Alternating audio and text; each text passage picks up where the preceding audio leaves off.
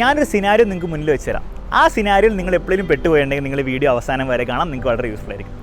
അതായത് നിങ്ങൾ നല്ല കുളിച്ച് കുട്ടപ്പനൊക്കെ ആയി ഭയങ്കര നന്നായിട്ട് 1 മണിക്കൂറൊക്കെ പഠിക്കണം എന്നുള്ള ഒരു ഇൻറ്റൻഷനിൽ വന്നിട്ട് ടേബിളൊക്കെ ഒന്ന് വൃത്തിയാക്കി നല്ല കുട്ടപ്പനായിട്ട് എന്താണ് സീറ്റിലൊക്കെ ഇരുന്ന് ബുക്കൊക്കെ ഇങ്ങനെ എടുത്ത് വൃത്തിയായിട്ട് വെച്ച് ഇന്ന് ഞാൻ പഠിക്കും 1 മണിക്കൂർ പഠിക്കുന്നൊക്കെ തീരുമാനിച്ചിട്ട് ബുക്കൊക്കെ അങ്ങോട്ട് തുറന്ന് പഠിക്കാൻ തുടങ്ങി.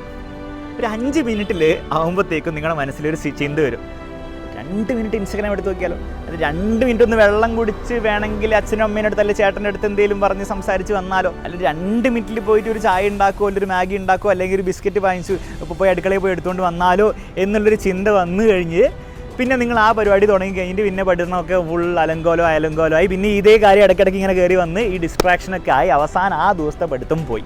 അടുത്ത ദിവസം മുതൽ നാച്ചുറലി എന്ത് സംഭവിക്കും നിങ്ങൾക്ക് മനസ്സിലാവും, നിങ്ങൾക്ക് ഇതൊന്നും പറ്റില്ല. അതുകൊണ്ട് നിങ്ങൾ എന്ത് ചെയ്യും, ഫുൾ എന്താവും ലേസിയായി ഫുൾ അവസ്ഥയോ. ഈ ഒരു സിനാരിയോയിൽ നിങ്ങൾ അകപ്പെട്ട് പോയിട്ടുണ്ടെങ്കിൽ അല്ലെങ്കിൽ പല പ്രാവശ്യമായിട്ട് ഇതിൽ നിങ്ങൾ ഈ ട്രാപ്ഡ് ആയിട്ടുണ്ടെങ്കിൽ നിങ്ങൾക്ക് വേണ്ടിയിട്ടുള്ള വീഡിയോ ആണ് മക്കളെ ഇത്.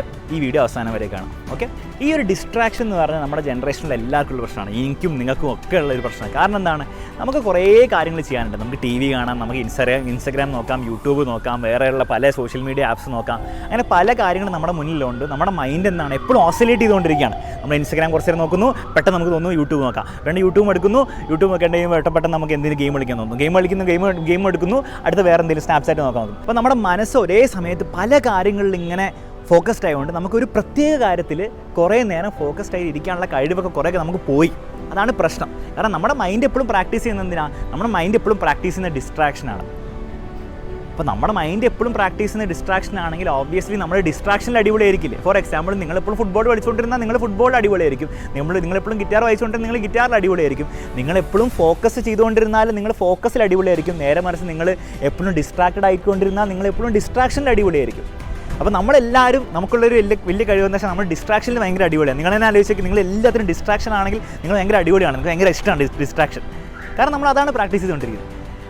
പക്ഷേ ഈ പരിപാടി ഈ പഠനത്തിലേക്ക് വരുമ്പോൾ നടക്കില്ല. കാരണം ഈ ഡിസ്ട്രാക്റ്റഡ് ആയിട്ട് പഠിച്ചുകൊണ്ടിരുന്ന നിങ്ങൾക്കും അറിയാം പരിപാടി നടക്കില്ല. കാരണം പഠനത്തിൽ ആ സാധനം വർക്ക് ചെയ്യില്ല. അപ്പോൾ നമുക്ക് എന്ത് വേണം, നമുക്ക് ഫോക്കസ് ചെയ്യണം. പക്ഷേ ഫോക്കസ് ചെയ്യണം എന്ത് വേണം, നമ്മൾ ഫോക്കസ് പ്രാക്ടീസ് ചെയ്യണം. കാരണം നമ്മൾ എന്താണോ പ്രാക്ടീസ് ചെയ്യുന്നത് അതിൽ നമ്മൾ നല്ലതാവുമെങ്കിൽ നമ്മൾ ഫോക്കസ് പ്രാക്ടീസ് ചെയ്താലല്ലേ നമുക്ക് എന്ത് ചെയ്യാൻ പറ്റുള്ളൂ, ഫോക്കസിൽ നല്ലതാവാൻ പറ്റുള്ളൂ. അപ്പോൾ എങ്ങനെയാണ് സാർ ഫോക്കസ് പ്രാക്ടീസ് ചെയ്ത് ഈ പറഞ്ഞ പോലെ അവസാനം ഒരു മണിക്കൂറൊക്കെ കോൺസെൻട്രേറ്റ് ചെയ്തിരുന്ന് പഠിക്കാൻ പറ്റും? വലിയ കാര്യങ്ങളൊക്കെ ഇതിൽ ചെയ്യാൻ പറ്റും. പക്ഷേ വലിയ കാര്യങ്ങളൊന്നും എനിക്ക് തോന്നുന്നില്ല നിങ്ങൾക്ക് ചെയ്യാനുള്ള സമയമുണ്ടെന്ന്, നിങ്ങൾ അതിനുള്ള പേഷ്യൻസ് ഉണ്ടെന്ന്. കാരണം അങ്ങനെയൊക്കെ ഉണ്ടെങ്കിൽ നമ്മൾ നേരത്തെ ഇതൊക്കെ ചെയ്യില്ലേ. അപ്പോൾ വളരെ സിമ്പിളായിട്ടുള്ള കാര്യങ്ങൾ ഞാൻ പറഞ്ഞുതരാം.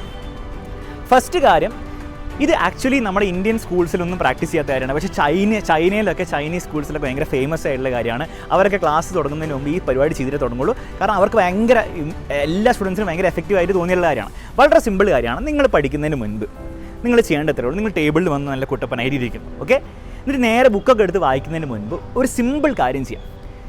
എന്തെങ്കിലും ഒരു സാധനം ഉണ്ടാവുമല്ലോ ടേബിളിൽ, ഒരു വാട്ടർ ബോട്ടിൽ ആയിക്കോട്ടെ, ഒരു കപ്പ് ആയിക്കോട്ടെ, ബുക്ക് ആയിക്കോട്ടെ, എന്തും ആയിക്കോട്ടെ, എന്താണെങ്കിലും കുഴപ്പമില്ല. നിങ്ങൾ അത് മാത്രം നിങ്ങളുടെ വിഷ്വൽ ഫീൽഡിൽ വരുന്ന രീതിയിൽ.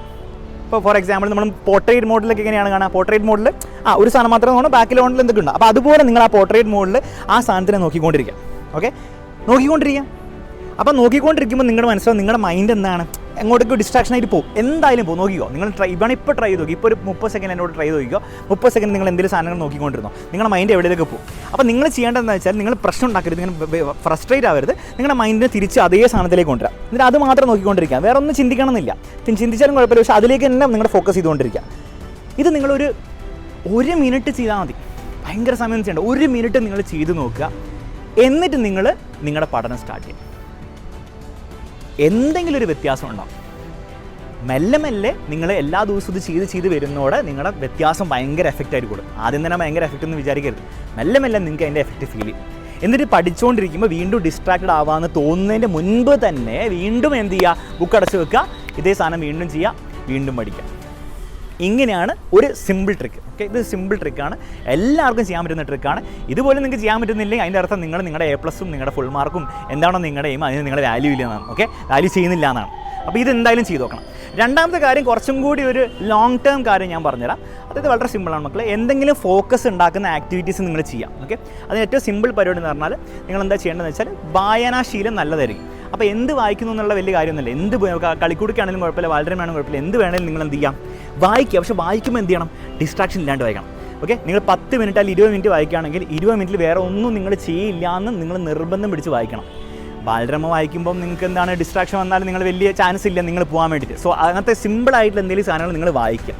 ഓക്കെ, ഇത് വായിക്കുന്ന വിവരം കൂട്ടാൻ വേണ്ടിയിട്ടോ അല്ലാണ്ട് അങ്ങനെ ആ രീതിയിലല്ല ഞാൻ ഉദ്ദേശിക്കുന്നത് നിങ്ങളുടെ ഫോക്കസ് ഡെവലപ്പ് ചെയ്യാൻ വേണ്ടിയിട്ടാണ്. സോ വായിക്കുന്ന സമയത്ത് നിങ്ങൾ ശ്രദ്ധിക്കേണ്ട ഒരു കാര്യം, നിങ്ങൾ ഫുള്ളി ഇൻവോൾവ് ആയിട്ട് വായിക്കണം. വായിക്കുന്ന സമയത്ത് എന്ത് ഫോണിൽ വന്നാലും ആരും നിങ്ങളെ ഡിസ്റ്റർബ് ചെയ്യാൻ വന്നാലും നിങ്ങൾ അതിൽ മൈൻഡ് ചെയ്യാൻ പോകരുത്. നിങ്ങൾ വാതിലൊക്കെ വേണം കുറ്റിയിട്ട് പറ്റുമെങ്കിൽ അങ്ങനെയൊക്കെ വായിക്കാൻ നോക്കുക. ആ രീതിയിൽ നിങ്ങൾ എന്ത് ചെയ്യണം, മെല്ലെ മെല്ലെ ആ ഫോക്കസ് ഡെവലപ്പ് ചെയ്യണം. നിങ്ങൾ ബുദ്ധി വെക്കാൻ വേണ്ടി വായിക്കേണ്ട ആവശ്യമില്ല, വിവരം വെക്കാൻ വേണ്ടി വായിക്കേണ്ട, ഫോക്കസ് ഡെവലപ്പ് ചെയ്യാൻ വേണ്ടി വായിക്കുക. ഈ ശീലം നിങ്ങൾ സ്റ്റാർട്ട് ചെയ്ത് മെല്ലെ മെല്ലെ നിങ്ങളുടെ പഠനത്തിലേക്ക് നിങ്ങൾക്ക് എന്താണ് ഈ ഒരു പ്രാക്ടീസ്, ഇതൊക്കെ പ്രാക്ടീസ് അല്ലേ, ആ പ്രാക്ടീസ് നിങ്ങൾക്ക് എന്ത് ചെയ്യാം പഠനത്തിലേക്ക് ഉണ്ടാക്കിയെടുക്കാൻ പറ്റും.